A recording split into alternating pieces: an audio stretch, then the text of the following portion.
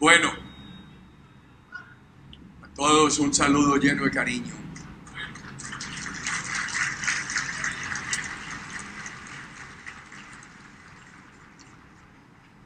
El partido tiene aquí una lista excelente de 5 precandidatos. Será un proceso democrático, objetivo, definido por ellos, el que escogerá el candidato único del Centro Democrático a la presidencia. Y tenemos que dar otro paso. Que es el candidato de la coalición. Con el expresidente Pastrana, la doctora Marta Lucía Ordóñez, las víctimas de la FARC, los grupos cristianos, saludo a muchos pastores que hay aquí, laicos por Colombia, ciudadanos, una gran coalición ciudadana. Alguien me decía, yo soy de la base liberal, ¿puedo estar en esa coalición? Me necesitaba. Alguien dijo, usted me dejó en la U, ¿puedo llegar a esa coalición? Por supuesto, toda la base. Que soy independiente, ¿puedo estar en esa coalición? Magnífico, el doctor Angelino. Pero si Angelino es de izquierda democrática. Y en muchos temas piensa diferente de mi persona, pero es un gran demócrata. Y con él se puede dialogar y encontrar acuerdos sobre el futuro de Colombia. El país necesita recuperar credibilidad. Yo diría que aquí hay un problema muy grave, desconfianza en los acuerdos con la FARC. Una economía llena de impuestos, la cuarta más grabada del mundo. Se ha perdido la confianza en inversión. Una cosa es un país con alto déficit fiscal y con confianza en inversión. Otra cosa es con alto déficit fiscal y sin confianza en inversión. Es un país que tiene petróleo para escasos 5 años y medio, y no se está buscando debidamente. Es un país que ha afectado mucho la capacidad de consumo. Es un país que ha subido enormemente el endeudamiento, bastante difícil. Vamos a ir a nuestros panelistas y a nuestros candidatos. Yo creo que aquí hay que hacer un ajuste que premie la inversión y el consumo. Por eso he propuesto en todos los foros a la consideración de los candidatos estos elementos. Baje impuestos. Pero la ciudadanía dice, ¿para qué me bajan los impuestos? Invierto y mañana me los suben. Hay que dar unas reglas de estabilidad en el largo plazo. Y entonces creo yo que si uno baja impuestos y da reglas de estabilidad 20 o 30 años para que inviertan y generen empleo de calidad y dicen y mejoren el ingreso, a eso le puede ayudar una elevación importante del salario mínimo. Baje impuestos, dé estabilidad, suba salario mínimo. Muchos dicen que eso evita la formalización. Yo hoy hay una situación bastante difícil. Yo creo que lo está evitando es la falta de confianza en la economía nacional para invertir. Mire, el gobierno quitó muchos para los trabajadores hasta 10 salarios mínimos, le quitó a los empresarios el pago de la salud y para fiscalidades. Y sin embargo se ha estancado ahora la formalización. Yo creo que logramos con bajar impuestos, dar estabilidad, subir salario mínimo. Si eso se mantiene en el largo plazo estable, recuperando credibilidad y confianza, logramos avanzar en formalización.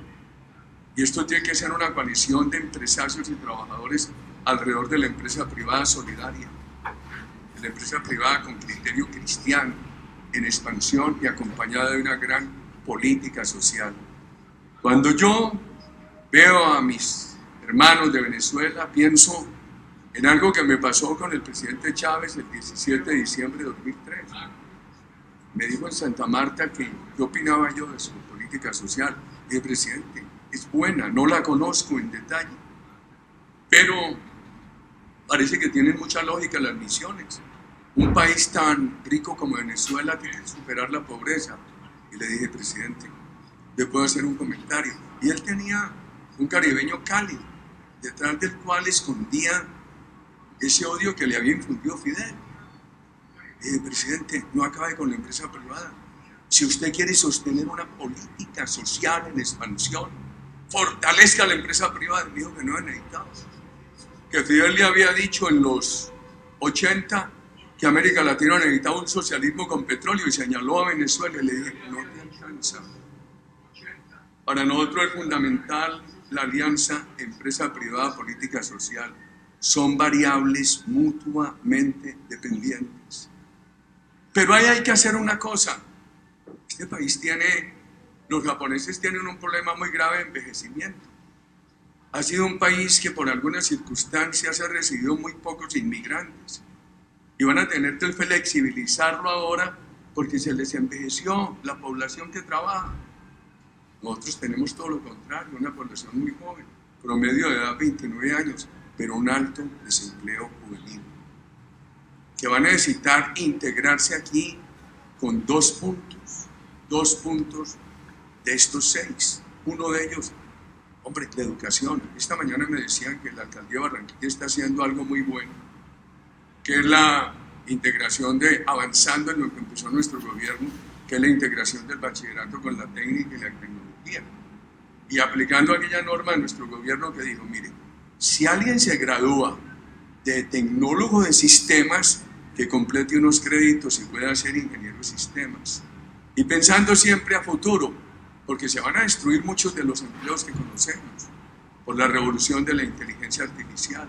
A los médicos tienen que entrar a estudiar ya cómo van a hacer los trasplantes del año 2025, cuando tengan que hacer un trasplante con un órgano sintético. Y crecer el fondo emprender. Y ese fondo emprender vincularlo con el sector privado. Entonces que el estado de garantías y fundaciones y bancos privados que den créditos y aportes a los proyectos de emprendimiento de los jóvenes. Ese foro de Cartagena ayer sobre emprendimiento fue tan bello. Y el banco de oportunidades, para que sea un factor de inclusión. Y todo esto activarlo, innovarlo. Yo pensaba ayer en Cartagena que el banco de oportunidades tiene que llegar a que tengamos plataformas en las principales áreas de las ciudades de Colombia, para que esas plataformas se organicen el ahorro ciudadano y lo coloquen en la misma área de la ciudad donde se capta, para poder expandir el emprendimiento. Y entonces, alguien me decía esta mañana aquí en Barranquilla, pero si usted le apoyó a Alex Char, usted le apoyó el impuesto a los teléfonos. Y dije, sí. Y tal vez de lo único que apoyamos de la reforma tributaria. Yo no podía negarme, porque cuando yo fui alcalde de Medellín, que no había telefonía celular, creé un impuesto a la telefonía en línea fija de la época para la seguridad. Y a mí me ha parecido bien que Alex Char cobre el impuesto que le ha permitido esa formidable obra de los parques de Barranquilla. Yo creo que eso se podía hacer en todo el país, pero bájale los impuestos a la inversión, sube el salario mínimo para mejorar el consumo, de estabilidad. Y cuidado con el predial y el impuesto de industria y comercio. Tengan estas cifras en mente, que al país lo han grabado mucho. Ahora, no es que la tierra no está grabada. ¿Dónde está Ricardo Rosales? ¿Dónde está Rafael Matera? Oigan esto, ya hay ciudades de Colombia donde los ciudadanos han tenido que vender casas por un valor inferior al que están en el avalúo de catastro. ¿Y ustedes saben en cuánto ha crecido el catastro del 2000 a la fecha? En un 495%. ¿Ustedes saben cuánto valía en el 2002 el catastro rural? 32 billones. ¿Cuánto vale hoy? Está aproximándose a los 170. Un crecimiento del catastro del 496%, en un periodo en que la inflación acumulada ha sido del 80%. El urbanismo del país ha crecido, mientras el catastro ha crecido 496%, el urbanismo del país ha crecido un 60% y la población un 17%. Así no vamos para ninguna parte, queridos amigos. Lo nuestro no es caprichoso.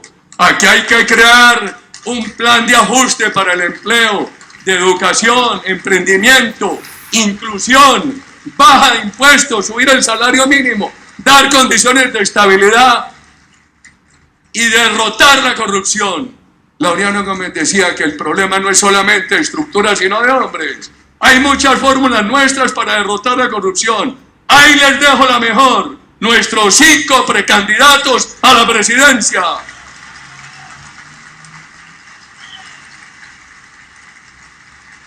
Y permítanme hacer esta referencia al narcotráfico. Esta mañana le decía yo a unos industriales de Barranquilla, es que en Venezuela, que llegaron a tener 16 millones de cabezas de ganado, hoy tienen 6 o 7.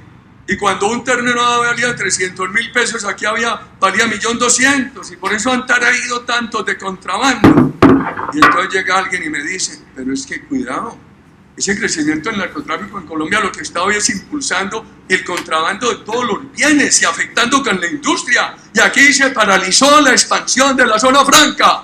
Y el presidente de la República nos salió antes de anoche con el discurso trasnochado de hace 30 años diciendo, si quieren que aquí no se produzca coca, que los gringos dejen de consumir. Cuidado, señor presidente, el problema del consumo es de nuestra juventud. Y aquí hay que derrotar el narcotráfico, porque si no el narcotráfico derrota a la familia, tumba la selva, acaba con los ríos, derrota a la industria y derrota a la agricultura. Aquí hay que derrotar el narcotráfico, no porque Santos le tenga miedo a los gringos. Aquí hay que derrotar el narcotráfico a pesar del miedo de Santos a la FARC. Aquí hay que derrotar el narcotráfico porque lo exigen nuestros padres de familia, porque lo exigen nuestras gentes de trabajo. Y, queridos amigos, Venezuela, bienvenidos. Miren, Maduro, el tirano, tiene estos 5 factores de represión: el ejército, la Guardia Nacional de Venezuela, los colectivos privados criminales, el ELN y la FARC. El domingo, en los municipios venezolanos cercanos de norte de Santander, Las Delicias y Rafael Urdaneta, el grupo terrorista ELN manejó la constituyente. Desnudó jóvenes y los torturó, diciendo que quien no apoyara la constituyente iba a correr la misma suerte. Y el pueblo venezolano pobre, maltratado, tiene 2 elementos a favor: su valor civil histórico y las redes sociales. Y algunos dicen, no, es que la solución de Venezuela es el diálogo. Cuidado, se les aparece la Virgen. Cuidado, se les aparece la Virgen. El diálogo lo ha utilizado Maduro para consolidar su represión, para poder consolidar la Asamblea Comunista de Careta Democrática. Estudiamos lo que pasó en Rusia hace 100 años. Estudiemos lo de Cuba. Y ahí va el proceso con las adecuaciones históricas, pasando ahora de una asamblea donde había una expresión plural y ganaba la oposición, a una asamblea totalmente controlada por el régimen y elegida fraudulentamente. El mundo tiene 2 opciones: permite que se consolide la dictadura de Venezuela o la derrota. No la va a derrotar el mundo con el diálogo. Cuidado con las sanciones económicas, porque las sanciones económicas de pronto no afectan a Maduro, le causan más hambre al pueblo de Venezuela. Yo insisto en una tesis, no es del partido, es de mi cosecha individual. Aquellos que estén en desacuerdo con esa tesis, en el partido están autorizados para renegar de ella. Yo creo en la necesidad de una intervención militar del propio ejército de Venezuela. No para un golpe de Estado, no para que las Fuerzas Armadas se tomen el poder, sino para que obliguen a Maduro a hacerse a un lado. Se convoque a elección general con sufragio universal y se tome el rumbo de la democracia, mis apreciados amigos de Barranquilla y de Venezuela. Quiero finalmente saludar a una compañera de acción que ha estado con nosotros en todas las horas. Saludar a Vicky Cárdenas. Expresarle nuestro profundo sentimiento de dolor por la muerte de Gustavo Jiménez, su esposo. Decirle que Gustavo nos ayude desde el cielo para que en esta batalla no nos cansemos. Alrededor de las 12 del día les va a tocar a ustedes una cosa maluca, pero Dios me obliga el horario que me puso el Tribunal de Bogotá a referirme al tema desde Barranquilla. Muchas gracias. Saludo al papá de Jaime Amín. Muchas gracias. Muchas gracias por su presencia y compañía.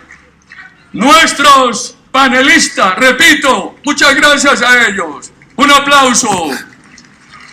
Sus convicciones intelectuales expresadas en este foro no los comprometen con el Centro Democrático.